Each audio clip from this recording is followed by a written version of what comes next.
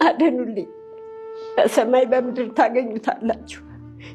አድኑልኝ ወገኖች። ሰላም፣ እንዴት አደራችሁ? ሰላም ነው ወይ? ሁላችሁም ሰላም ናችሁ ወይ? በነገራችሁ ላይ በህይወት አጋጣሚ ለመጀመሪያ ጊዜ ስናየው ትክክል አይደለም በቃ ንግግሩ ሁሉ። ሁለተኛ ደግሞ እኔ አጠፋሻለሁ፣ አንዴ በመጥረቢያ ልሻለሁ ይለኛል፣ አንዴ በቢላ ልሻለሁ ስላለኝ ህይወቴን ማዳን ስለሆነ አምልጬ ወጥቻለሁ። በቃ ሶፎንያስ ጋዜጠኛው ከገዳም ወጥቼ ነው የምደውልልህ። መጀመሪያ አንተ ጋር ነው የደወልኩት፣ ማንንም አላገኘሁም። ምን እናደርጋለን? ቤቱ እንዳልነበረ ሆኗል። ጉዳት ሊያደርስቦት ሞክሮ ነበር። ብቻው ብሆንም እንደውም በመጥረጊያ እንጨት እኮ እንዲህ አናቴን በጀርባዬ በኩል እንዲህ ሊመታኝ ነበር። አሁን ወደ ንስሐ ቀርቦ ስጋው ደሙን በመቀበል በአዲስ ህይወት ብቅ ብሏል ብዬ ዜና ልሰራ አይደለም የመጣሁት። ሰላም ጤና ይስጥልን ክቡራትና ክቡራን የአዳምት ቤተሰቦች፣ በጋዜጠኛ ሶፎንያስ ዙሪያ ከዚህ በፊት ቪዲዮዎች እንደሰራን ይታወሳል። እጅግ በጣም ዘግናኝና አስጠሊታ በሆነ ህይወት ውስጥ የኖረ ሰው ነበረ። አሁን ደግሞ ተመልሻለሁ፣ ንስሐ ገብቻለሁ፣ ቆርብ ያለው ስጋው ደግሞ ተቀብያለሁ፣ ገዳማት ስዞር 6 ወር ሙሉ ጸበል ተጠመኩ እያለ ነው። ይህንንም በሰፊው የምንመለከት ይሆናል። ላይክ፣ ሼር፣ ሰብስክራይብ እንዳይረሳ። ወልደህ ልጅ ራስህን ችለህልኝ ደስታህን ሁሉ እንዳይ እኔን ደግሞ ያቆይልህ። አሜን። ዋናው እሱ ነው እና አግብተህ ልጆችህን እንዳይ እፈልጋለሁ። እየሰማሽ ነው? ሊሰሙም ይችላሉ እና ያ ነው ፍላጎት። እያየችሽ ነው። አይ ቶሎ ተጋቡ በያት። እግዚአብሔር ደግሞ ይጨመርበት። ዋናው እሱ ነው። እሱ ሲጨመርበት ነው። መሪያ በአይምሮ ህመም በኋላ ላይ ደግሞ ከሱ ተሽሎት ወደ ስራ ከተመለሰ በኋላ ከባህል ወግና ስርዓት እንዲሁም ከሃይማኖት ባፈነገጠ መልኩ ነውር ተግባር ላይ ፈጽሞ እጅ ከፍንጅ ተያዘ በሚል በማህበራዊ ሚዲያ ተንቀሳቃሽ ምስሎችን የያዘ ቪዲዮ በስፋት ሲዘዋወር ነበረ። ጋዜጠኛ ሶፎንያስ ዋሲሁንን በተመለከተ ከወራት በኋላ ደግሞ በትላንትናው ዕለት ከህመሜ ተፈውሻለሁ፣ እግዚአብሔር መልካም ነገር አድርጎልኛል፣ አንገታችሁን ያስደፋኋችሁ ኢትዮጵያውያን ይቅርታ አድርጉልኝ ሲል በማህበራዊ ሚዲያ ገጹ በተለይ በፌስቡክ ገጹ ላይ ለቆ ነበረ። ኋላ ላይም የኢትዮጵያ ህዝብን ይቅርታ መጠየቁን የሚያወሳ የስልክ ልውውጥ አዳማ ካለ ወጣት ጋር ማድረጉም እንዲሁ ተለቆ ነበረ። እናቴ ሰላምዬ ጠፋችብኝ፣ ሞተችብኝ የሚል ይዘት ያለው ጽሁፍም አጋርቷል። እጅግ በጣም ልብ የሚነካ ነገር አጋርቷል። ይሄው ምንድነው? ይሄን ቪዲዮ እየሰራሁላችሁ ከተወሰኑ ደቂቃዎች በፊት ነው። ግን ለምን ሰላምዬ ጨከንሽብኝ? ኧረ የምን ጉድ ነው የምሰማው? ሰላምዬ እናቴ፣ ወይኔ ደጓ እናቴ፣ የት ተሰወርሽብኝ? ገደሉብኝ አይደል? አንቺማ በእኔ አትጨክኝም፣ ሞትሽብኝ ወይ? ድንጋይ ካብ ላይ ካርቶን አንጥፈን የተኛ ነው ተረስተውሽ ነው ወይ እናቴ? ኦቾሎኒ ሸጠሽ ያሳደግሽኝ፣ መርካቶ ለመርካቶ ስለ ኪዳነ ምሕረት ብለሽ ለምነሽ ያበላሽኝ፣ መልክሽን ያጣሹ በእኔ እኮ ነው ሰላምዬ እናቴ፣ የት ገብተሽብኝ ነው? እረ ንገሩኝ ማበዴ ነው እኔን ያስቀድመኝ እማ፣ አንቺ የዋ ሰው ነሽ፣ ይሄ አይገባሽም ሰልዬ የሚል መልእክት ያለው እንግዲህ ከደቂቃዎች በፊት ሶፎንያስ ዋሲሁን አጋርቷል። ምናልባትም ይሄ ጽሁፍ በትክክል የሚያሳየው እንግዲህ የጋዜጠኛው እናት ማረፏን ነው። ነፍስ ይማር ማለት እንወዳለን። የጋዜጠኛ ሶፎንያስ ዋሲሁን ቤተሰቦች እውነታውን ለማስረዳት እናት እትዬ ሰላምም በህይወት መኖራቸውን ለማሳወቅና ያሳለፉትን የገጠማቸውን የልጃቸውን የጤና ሁኔታ ለማስረዳት እዚህ ተገኝተዋል። በያላችሁበት ቆይታ እንድታደርጉ በአክብሮት ጋብዛለሁ። እንኳን ደህና መጣችሁ እትዬ ሰላም። እንዴት ነዎት? እስቲ ራስዎትን አስተዋውቁልኝ። እኔ ያው ሰላማዊት ተሩ ይባላሉ። የሶፎንያስ እናት ነኝ። አሁን ለሚወራው ወሬ ያው በህይወት አለሁኝ እግዚአብሔር ይመስገን። ይሄ የሱ ችግር የአይምሮ ችግር ስላለበት እንደዛ ብሎ ነው ያስወራውና በህይወት አለው እግዚአብሔር ይመስገን። ከወራት በኋላ ነው አሁን በማህበራዊ ሚዲያ መልእክቶችን መልቀቅ የጀመረው። እርሶ ጋር ነበር? እርሶ ቤት ነበር? እኔ ጋር ነበር። አመት አልፎታል እኮ ይሄ ባርቦራ የሚባለው በሽታ ሲጀምረው እኛ አናቅም። በቃ ይሄ የጉርምስና አለ አይደለም? የጉርምስና አነጋገር እየመሰለን በቃ ኧረ እባክህ ተረጋጋ፣ ያነጫንጨዋል፣ ማታ ይላል። ለካ አላወቅንለትም ነበርና የአእምሮ እነዚህ እንትኖች አሉ አይደለ? እነሱ ሳይኮሎጂ የሚያጠኑ ኧረ ለምን አትወስዱትም?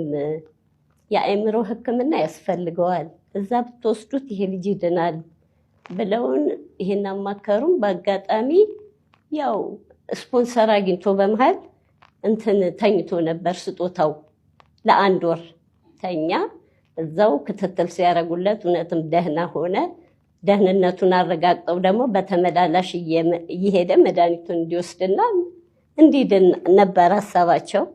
አደረገ። ሲመላለስ ቆይቶ መጨረሻ ላይ ማን ሂድ ገዳም ይሻልሃል፣ ገዳም ደግሞ ሂድ ተብሎ ገዳም ይሄዳል። ይሄ ልጅ ይሄዳል። ከሄደ በኋላ እዛ ገዳም ውስጥ ደግሞ መድኃኒት አይገባም ተብሎ ተቀምቶ ለ5 ወር ያህል ጸበሉን እየተከታተለ ሲኖር በኋላ በቃ ይሄ የአእምሮ እንትኑ እየጨመረ መጣ። በቃ እያመመው ውሰዱኝ ነው፣ በቃ ሰውነቴ ማለቀ፣ ምግብ አልበላልሽ አለኝ ምናምን ብሎ ሲለኝ እኔ ደግሞ በዛ ሰዓት ምንም አቅም የለኝም ለመውሰድ ማለት ነው። እሱ ያው በሽታው ስለሆነ አምልጦ ወጣ።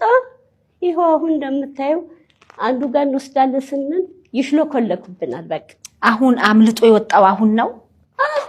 አዎ የካቲት ወስደነዋል። የካቲት ተኝቶ ወዲያውኑ ልክ እንትን ሲል ሹልክ ብሎ ካልጋ ላይ ወርዶ ይጠፋብናል። ይኸውልሽ እንደገና ደግሞ አራታው ስለው መርፌ አይነካኝም ይለናል። መርፌ አይነካኝም፣ መርፌ ከነካህ አባ ምን ብለውኛል አለ፣ መርፌ ከነካ ትሞታለህ። ስለዚህ ስላሉኝ እኔ መቃብሬ ደብረ ሊባኖስ ነው ይለናል። በቃ እንዲህ እያለ ውስብስብ ያለ ንግግር ስለሆነ አሁን ነገሩ እየከፋብኝ ነው ያለው።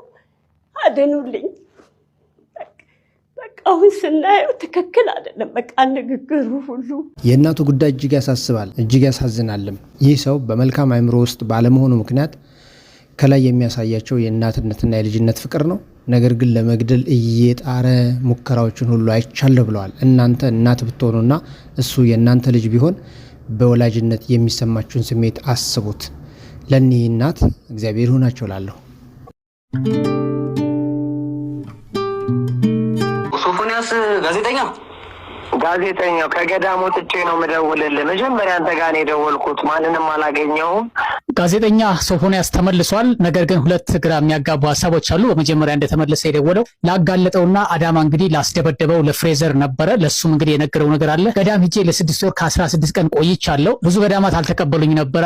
አንድ ገዳም ብቻ ነበር ተቀብሎ ደብቆ ሱባኤ እንድከታተል ያደርገኝ ብሏል። አሁን ደግሞ እንግዲህ ከመጣ በኋላ ባይፖላር ዲስኦርደር የአእምሮ ህመም ውስጥ ነኝ፣ ሆስፒታልም እገኛለሁ ብሏል። ሁለቱ እንግዲህ የተለያዩ ሀሳቦች ናቸው። ለፍሬዘር ያወራውን እስኪ ላስደምጣችሁ። ይሰማል? አዎ ሶፎንያስ ጋዜጠኛው ከገዳም ወጥቼ ነው የምደውልልህ። መጀመሪያ አንተ ጋር ነው የደወልኩት፣ ማንንም አላገኘሁም። በፌስቡኬ ህዝቡን ይቅርታ ጠይቄያለሁኝ። ግን አሁን አንተ ጋር ደውሌ አንደኛ ሁሌ ስለማስታወስ ነው። እግዚአብሔርን ነው የምልህ፣ መድኃኔዓለምን ነው የምልህ። እየሰማኸኝ ነው አይደል? አዎ እየሰማሁህ ነው። መድኃኔዓለም በሚያውቀው እኔ አልከፋኝም። እኔ የእግዚአብሔርን ስጋው ደሙን እንድቀበል፣ ህይወቴ እንዲስተካከል፣ ከዚህ ቆሻሻ ህይወት እንድወጣ፣ ወደ ትክክለኛ መስመር እንድገባ ምክንያት የሆንከኝ አንተ ነህ።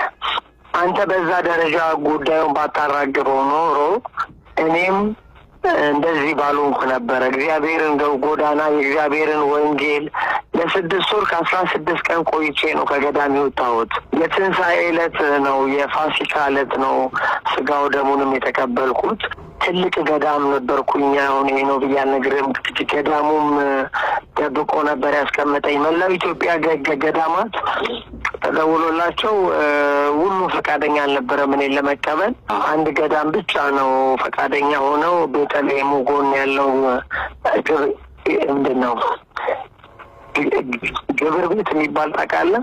አይ አላውቅም። ግብር ቤት የክርስትና ቤት። ኦኬ እሺ። ክርስትና ቤት ተሸሽጌ ተደብቄ እዛ ጸሎቴን ስግደቴን ወደ 5 ወር ነው የሰገድኩት። ጾም ጸሎት ላይ ነበርኩኝ።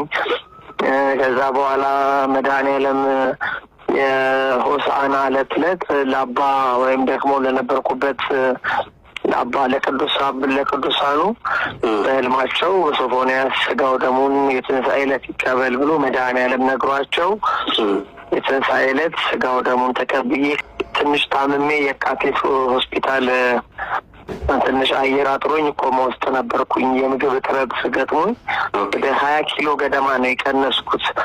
ብታየኝ በጣም ነው የምትደነግጠው። አሁን ፎቶ ፖስት አድርጌያለሁ ፌስቡክ ላይ፣ ግን የድሮ ነው።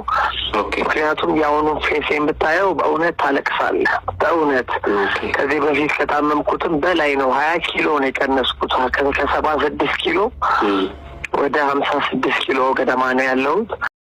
ክቡራንና ክቡራት የአዳም ቲዩብ ቤተሰቦች መቼም የሰው ልጆች ከኃጢአት ይርቃሉ ማለት ዘበት ነው። ነገር ግን ደግሞ ለንስሐ መብቃት ታላቅነት ነው። መቼም ማንም ሰው አስቦትም ሳያስበውም በተለያየ የሰይጣን አሽከላ ወድቆ እንኳ ቢገኝ እግዚአብሔር ግን የሚፈልገው መነሳቱን ብቻ ነው እና የዚህ የሰው ነፍስ እጅግ የምታሳዝናት ከዚህም በፊት በተለያየ ሚዲያ እንደቀረበላችሁ የህይወት ውጣ ውረዱና አዘቅት ውስጥ ገብቶ እጅግ በጣም ራሱን ጠልቶ ወደ ጸበል ቦታ እንደሄደ ይነገር ነበረ። አሁንም ሰውነቱ ሁሉ ቀንሶ ንስሐ ገብቶ ስጋው ደግሞ እንደተቀበለ ራሱ እየገለጸ ነው ያለው። እኔ በእኔ በኩል የምለው ፍጻሜው እንዲያምርለት ነው። ንስሐ የገባ ሰው እንደሚድን እንደሚጸድቅ የታወቀ ነው። ዳግም ወደ ወንጀሉ ወደ ኃጢአቱ እንዳይሄድ እግዚአብሔር ይጠብቀው ከማለት ጋራ ማለት ነው። በዱቄት እንዳለ ቤት ውስጥ ሳሎን ውስጥ ተነስንሶ አንድ ቪዲዮ እያየሁ ነበረ፣ እያሳየሽኝ ነበረ። መቼ የሆነ ነው እሱ? አሁን የሆነው ቢያንስ ከ3 ቀን በፊት ምናምን ነው የሆነው። እንዳለ በቃ ፖሊሶች ምናምን መጥተው ነበረ፣ አምፑላንስ ሁላ መጥቶ ነበረ። እኛ የሚወስዱልን መስሎን ነበረ፣ ማለት በቃ የሚረዱ መስሎን ነበረ። ግን እነሱ መልሰው እዛው የነበረበት የካቲት ሆስፒታል ነበረ ያስገባ ነው። ለካ ለማረጋጋት ሲሆን አላውቅም፣ እዛ ነበር የወሰዱት እንጂ እንዳለ ንብረት እንዳለ ወድሟል። በምን ምክንያት አወደመ? በቃ እኔ አላውቅም፣ ራሴን አጠፋለሁ ብሎ ነው የጀመረው ነገሩን ማለት ነው። ከዛ በኋላ ያው በሩን ቆልፎ ነው ከውስጥ በቃ መስታወት ስራ ሲሰራ ማለት ነው። በሩን ቆልፎ ፖሊሶቹ ናቸው ሰብረው የገቡት። በቃ እንዳለ አውድሞታል። ውስጥ ነበሩ እርሶ? እኔ አረ በቃ ወጥቻለሁ። እኔ ከፖሊሶች ጋር ሆኜ ነው የዛን ሰዓት እንትንም ብለው እንጂ በቃ ቤቱን ለቅቄ ወጥቻለሁ። እኔ ራሱ ላይ ጉዳት ለማድረስ ብሎ ነው ያንን ያደረገው። አዎ መስታወት ሰባበረ። ከዛ በኋላ በቃ ቤት ውስጥ ያለውን ጠቅላላ ጤፏን፣ ሽሮ ምናምን የቤት አስቤዛውን ጠቅላላ ነው በቃ ድፍትፍት አድርጎ በሶፋው ላይ በአልጋው ላይ ሁሉን ነገር ነው የነሰነሰው። ሰላም፣ እንዴት አደራችሁ? ሰላም ነው ወይ? ሁላችሁም ሰላም ናችሁ ወይ? በነገራችሁ ላይ በህይወት አጋጣሚ ለመጀመሪያ ጊዜ ታላቁ ሩጫ በኢትዮጵያን ለመሮጥ እየቆሰቆስኩት ነው። ደስ ይላል በጣም መንፈሱ። ደግሞ እዛ ስደርስ ያለውን ነገር አሳያችኋለሁ። በዚህ አጋጣሚ ዳግማዊትን ከታላቁ ሩጫ በኢትዮጵያ በጣም ከልብ አድርጌ ላመሰግናት እወዳለሁ። ቲሸርት የሰጠችኝ ሳልት አልገዛውም ነበር እኔና ባለቀ ሰዓት ትናንትና ነው እጄ የገባው እና በጣም ደስ ብሎኛል። የመጀመሪያዬ ታላቁ ሩጫ በኢትዮጵያ ላደርግ ነው ማለት ነው። ከዚህ በኋላ ግን ማቆም አይመስለኝም። ምክንያቱም ገና ቫይቡ አሁን የምገኘው አንድነት ፓርክ አካባቢ ነው። እንደምታዩት ከፊቴ በጣም ብዙ ሰዎች አሉ እየሄዱ ያሉ፣ ከጀርባዬም እንደዛው ሰዎች እየመጡ ነው እና በጣም ደስ የሚል ቀን እንዲሆንላችሁ እመኛለሁኝ። አብራችሁን ዋሉ። ዛሬ ፖስት በፖስት ነው የማደርጋችሁ። እንፖስተዋለን። መልካም ቀን። ጋዜጠኛ ሶፎንያስ በአእምሮ ህመም ተይዟል፣ የህክምና ክትትል ላይ መሆኑም ይፋ ተደረገ ይላል። በአዲስ አበባ በየካቲት ሆስፒታል ህክምና እያደረገ ይገኛል ይላል ዘገባው። ጋዜጠኛ ሶፎንያስ በአሁኑ ወቅት በአስቸጋሪና አሳሳቢ በሆነው የባይፖላር አእምሮ ህመም ከዚህ ጋር በተያያዘ እየታገለ መሆኑና በህክምና ክትትል ላይ እንደሚገኝ በይፋ አስታውቋል። ጋዜጠኛው ይህንን ግልጽ መረጃ ለህዝብ ያጋራው በማህበራዊ ሚዲያ ላይ ባስተላለፈው መልእክት ቢሆንም የሥራ ባልደረቦቹ፣ አድናቂዎቹና መላው ቤተሰብ በሐሳብና በጸሎት ከጎኑ እንዲቆሙ ጠይቋል። ይህንን አስቸጋሪ ወቅት በበሰለና በቁርጠኝነት ስሜት እየተጋፈጠው መሆኑ የገለጸው ጋዜጠኛው ሶፎንያስ ሕክምናውን በጥንቃቄ እየተከታተለ እንደሚገኝና በአምላክ እገዛ እንዲሁም በሕክምና ባለሙያዎች እገዛ ይህንን ጊዜ እንደሚያልፈው ሙሉ በሙሉ እምነት እንዳለውም ገልጿል። በርካታ የማህበራዊ ሚዲያ ተጠቃሚዎችና ወዳጆቹም ለአርቲስቱና ጋዜጠኛው ያላቸውን አድናቆትና ፍቅር በመግለጽ ፈጣን ማገገም እንዲያገኝ እየተመኙለት ይገኛሉ። የባይፖላር ህመም በሰው ልጅ ስሜት፣ ጉልበትና የዕለት ተዕለት ተግባራትን የማከናወን አቅም ላይ ከፍተኛና ከባድ የባህሪ መዋዠቅ የሚያመጣ የአእምሮ እክል ነው ይላሉ ባለሙያዎች። ይህ ህመም በአብዛኛው በሁለት ተቃራኒ የስሜት ጫፎች ይገለጻል። አንደኛው የመቀስቀስ ወይም የከፍተኛ ደስታ ስሜት። በዚህ ወቅት ይህ የከፍተኛ ደስታ ስሜት በሚታይበት ወቅት ህመምተኛው ባልተለመደ ሁኔታ እጅግ በጣም ከፍተኛ ጉልበት ይኖረዋል። ከመጠን በላይ ይደሰታል። ሀሳቦቹ በጭንቅላቱ ውስጥ በፍጥነት ይሯሯጣሉ።